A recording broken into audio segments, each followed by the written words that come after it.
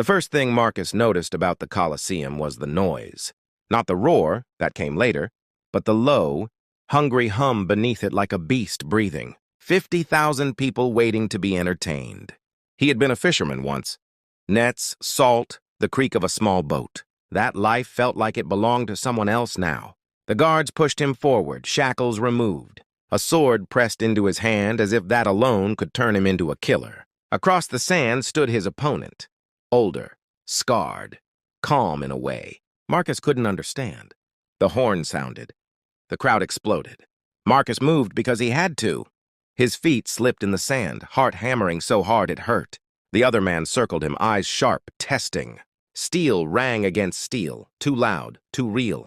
Marcus barely blocked in time, the impact shuddering up his arm. "You'll die if you freeze," the man said quietly, almost kindly. That was the moment something inside Marcus shifted. Not courage, something simpler, refusal. He didn't want glory. He didn't want cheers. He just didn't want to die here, nameless, for someone else's amusement. He fought clumsily, desperately. The crowd booed, then shouted, then leaned forward as the fight dragged on. Sweat stung his eyes. His arms burned. Somehow, impossibly, he disarmed the other man. The sword fell. Silence rippled through the stands. Marcus stood over him, blade raised, waiting for the signal. Thumbs turned in the Emperor's box. "Down." Marcus hesitated. The man met his eyes and gave a small nod, accepting. But Marcus lowered his sword instead. "I won," he said, voice shaking. "That should be enough."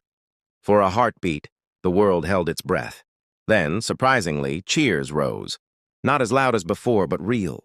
The Emperor paused, then turned his thumb sideways. "Mercy!" The guards dragged the defeated man away. Marcus stood alone in the sand, chest heaving, stunned.